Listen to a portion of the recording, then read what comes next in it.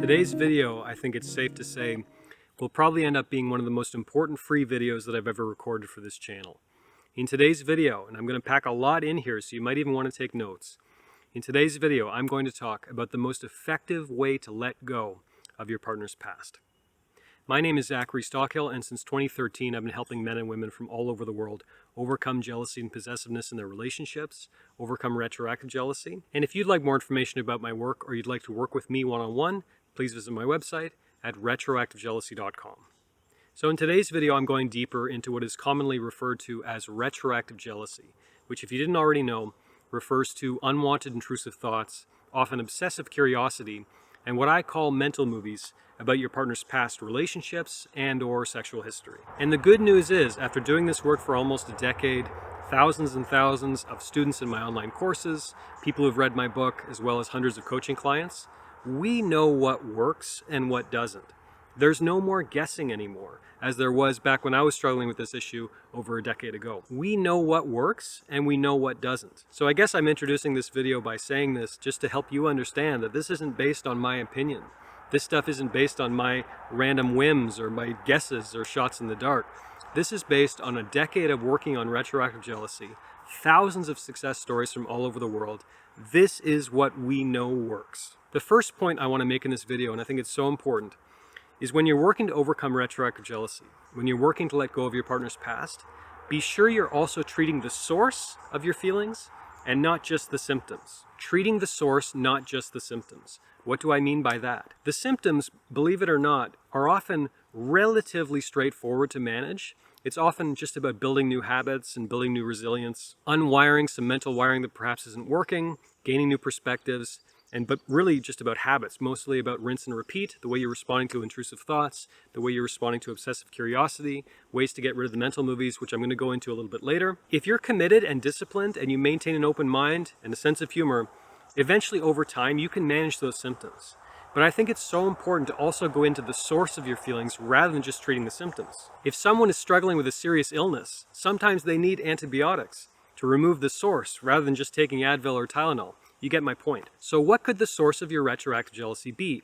Sometimes it's related to childhood conditioning. Sometimes it's related to a dysfunctional relationship you had maybe with your mother or father as a kid growing up. Sometimes, I believe, this is my opinion, but I believe there's a genetic component to this. If you ask around your family, you might find that maybe mom was crazy jealous or dad was crazy jealous, your grandfather, grandmother, you get my idea. Sometimes your formative relationship experiences were somewhat traumatic and they can inspire feelings of jealousy later on in life. For example, if your first serious girlfriend or boyfriend cheated on you and humiliated you or whatever, that can inspire feelings of jealousy sometimes years or even decades down the line. These are just theories, these are just ideas, and everyone's story is going to be a little different. But this is where working with a great therapist or coach can be so incredibly valuable, getting to the bottom of the source of these feelings. Because once you start investigating that, once you start digging that stuff up, all of a sudden many of the symptoms may start taking care of themselves. So I think the most important thing I can tell you in this video, if you're struggling with retroactive jealousy, if you're struggling with unwanted intrusive thoughts about your partner's past, be sure you're addressing the source and not just the symptoms of your feelings. My second point, more related to the symptoms, learn how to practice observation. Now, observation can refer to many different things. It can refer to mindfulness habits, it can refer to meditation. The basic point is, learn how to observe your thoughts rather than reacting strongly to your thoughts. Realize on a deep level that the thought and your reaction to the thought are two separate things. And if you start changing your reaction to the thought, all of a sudden the thought starts losing power over you. All of a sudden the intrusive thought becomes much easier to shrug off, becomes much easier for you to move on with your day. So how can you strengthen your ability to practice observation? Number one, every time you have an intrusive thought, just remember that your reaction to this thought is not predetermined. Your reaction to that thought is not guaranteed. Even if you're having a strong negative reaction to that thought, you can change your reaction. You can take a deep breath. You can start telling yourself a different story. You can relax the area on your body that might feel tense as a result of having that intrusive thought. You can also practice some kind of mindfulness habits and or meditation. Now, I realize that everyone's preaching meditation in these modern times and everyone's talking about meditation and it's the best thing ever and all the rest. You're probably sick of hearing about it. But there's a reason why. People have been practicing meditation for literally thousands of years. It's because it works, and it's one of the best returns on investment you will ever make in your personal life. Because meditation teaches you on a deep and profound level that the thought and your reaction to the thought are two different things. And you actually have way more power over your brain, over your thinking, over your mental habits than you might realize. Meditation helps you just kind of get a handle on your brain and let more things go and realize that life is fleeting, we're all going to die, and all these great insights. But above all that, meditation is an incredibly valuable and very practical tool that you can use to start disconnecting from thoughts that aren't serving you, and to just in general enjoy greater clarity and peace of mind on a day-to-day basis. If you're really struggling with persistent, obsessive, intrusive thoughts, also look into all of the literature on OCD.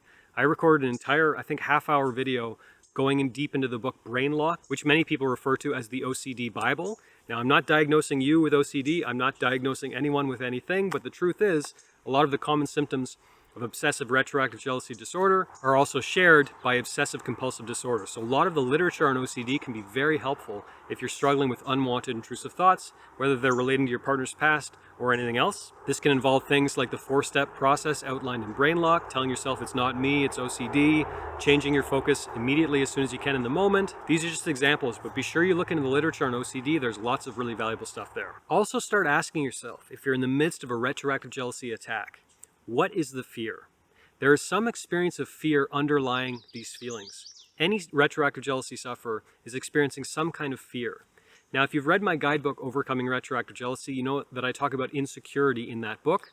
But insecurity in many ways is just a synonym for fear.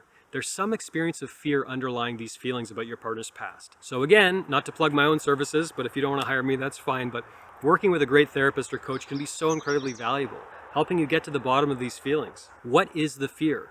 Maybe it's a fear of being abandoned. Maybe it's a fear that your partner's ex was more amazing in bed than you are. Maybe it's a fear that your partner prefers her ex to you. Maybe it's a fear that, your relationship is never going to be as great as they had. Maybe it's a fear that you're never going to be able to stop thinking about your partner's past. Maybe you realize that it's completely irrational, but you're afraid you'll never be able to stop thinking about it, which ironically increases the fear and increases the likelihood that you're going to keep having these feelings. Ask yourself in any moment, what is the fear? Because the deeper you go into that, and the more you clearly identify exactly what it is that is fearful, the less fearful it becomes. There's a reason why in so many horror movies, there's some killer lurking in the shadows, or some strange noises that we don't know what it is, or whatever. The thing that is fearful is always mysterious and opaque, and we don't quite know what's out there. We just know that something's fearful. There's a reason directors do this. It's because what is fearful is the unknown. So if you start identifying in clear technicolor exactly what it is you're afraid of, very soon you'll see that it's actually not so scary. You can actually live with it, it's not a big deal. Or you may realize that it's completely irrational and illogical for you to be fearful of that thing. You start seeing it clearly, you start seeing it for what it is, and you realize it's actually not so fearful at all. Or I have zero reason to be afraid. But the point is, before you reach that point, you need to get very clear on exactly what the fear is. I'll also ask, if you're struggling with retroactive jealousy, are there current deficiencies in your relationship that could be in part spurring on these feelings? In other words, are you concerned about your partner's past sex life because your sex life with your partner is underwhelming or perhaps even non-existent? Are you not getting the reassurance and love and affection and attention from your partner that you crave, and thus you're worried about her past the way that she was with her ex or whatever? Take an inventory of your current relationship and spend some real time considering if there aren't deficiencies in your current relationship that could at least be in part spurring on your feelings of retroactive jealousy. So important. Coming back to the fear element, if you're having insecurities or fears around your relationship, how can you start addressing those? How can you start telling yourself a better story about those insecurities? Or if these are insecurities that you actually have some degree of power over, are you insecure, for example, about the fact that your partner once dated some guy who was super fit because maybe you've got a beer belly that keeps expanding every year? You can take steps to start addressing that right now. I think it's a great use of your time to start focusing on addressing your insecurities, start focusing on the things that you actually have some power over you. Not for your girlfriend or wife, or not for your husband or boyfriend, but for you. Things you can do for yourself that are going to make you feel more confident, more secure in yourself as a person. On that note, the last point that I'll share in this video before we start rambling for hours on end is a quote I think about all the time: "The size of your problems is the size of your life." In other words, are there bigger and better problems that you could and should be focusing on in your life? If your biggest problem as a woman, as a man, is your partner's past sex life, for example, then it seems to me you need bigger and better problems. Now, these problems, you can substitute the word problem for challenges. What are some big goals that you could be working on in your life that have nothing to do with retroactive jealousy, nothing to do with your relationship. What is your mission as a human being? What do you want to accomplish? What are you passionate about? What do you want to spend your time doing and working towards and thinking about? It sounds like a strange idea, but it can be very valuable sometimes to actually write down better things to think about. For those moments when you're struggling with unwanted thoughts, or you feel like you're drifting, or you're lacking focus, pull out your list and remember, oh no, this is what I should be thinking about. This is what's important. So for me, that involves things like doing this work, speaking to this camera right now, recording this video in my dad's beautiful backyard, or the coaching calls that I already had this week, or fitness goals. I'm going to go lift weights later, whatever it is. I'm so busy and I have so many really enlivening and inspiring challenges and goals that I'm working toward in my life that my girlfriend's past relationship life is just not really on my mind, because why? I've got bigger and better things that I need to be focusing on, and I imagine you do too. All right, before I ramble all day, I will cut this video off here, but I have a lot more to say on this topic. And if you'd like more information about my thoughts on overcoming retroactive jealousy and all the rest, please click a link in the description. I've created all kinds of content on this issue. Whether you like reading or watching videos or anything else, I think you'll find something that works for you. And thank you for watching this video. If you got anything out of this video today, if you'd like me to make more of these videos, please do me a favor by clicking the like button below. I'll also ask you to leave a comment telling me what you think, good, bad, ugly. I would appreciate hearing from you. And while you're at it, please be sure you are subscribed to my channel as well to be notified of new videos moving forward. Thanks again for watching, and I'll talk to you soon.